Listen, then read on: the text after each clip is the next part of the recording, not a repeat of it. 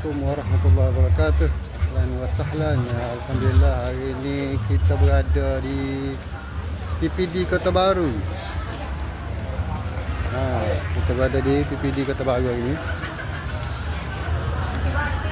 Nak pergi ke majlis jamuan raya dekat PPD.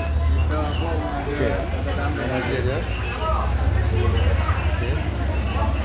Inilah suasana kita pagi hari ini. Penerima zakat tidak daftar dulu serta di kaunter. Inilah suasana di pagi hari. Kita siap. Saya sudah siap. Okey. Kita tunggu tanding balik lagi.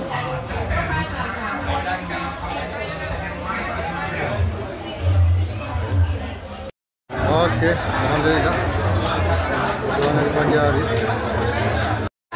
Suasana di tengah hari macam inilah.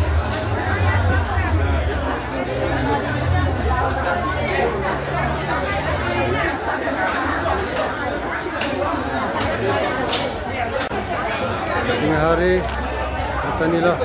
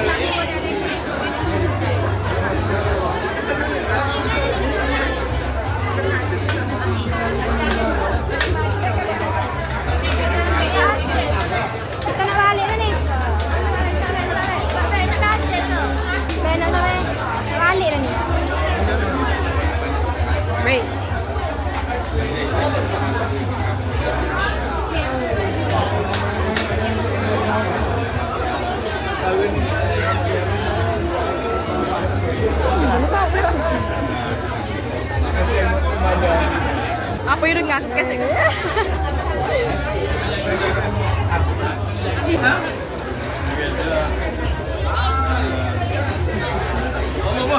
Okey, Pak. Aku nak jamu ha.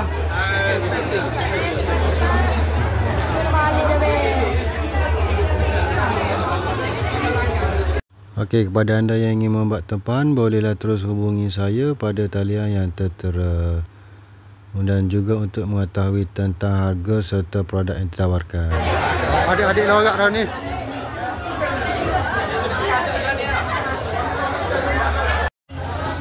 Okey, alhamdulillah habis selesai majlis hari ini. Okey.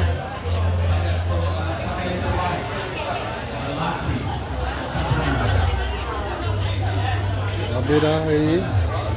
Kembali.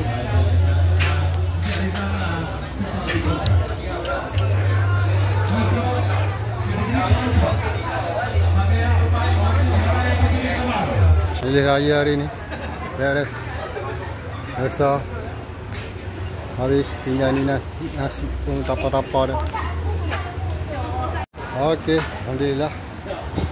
Sama saya besar dah.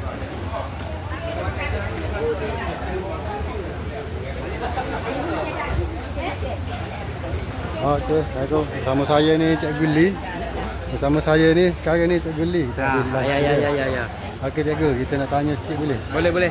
Macam mana dengan servis saya ini? Servis amat baik, A+. Dan semua apan balik dihabiskan awal. Nak nyatakan bahawasanya ramuannya cukup baik. Tahniah. Okey, terima kasih cikgu. Saya ada sikit hadiah. Boleh? Ada dia boleh.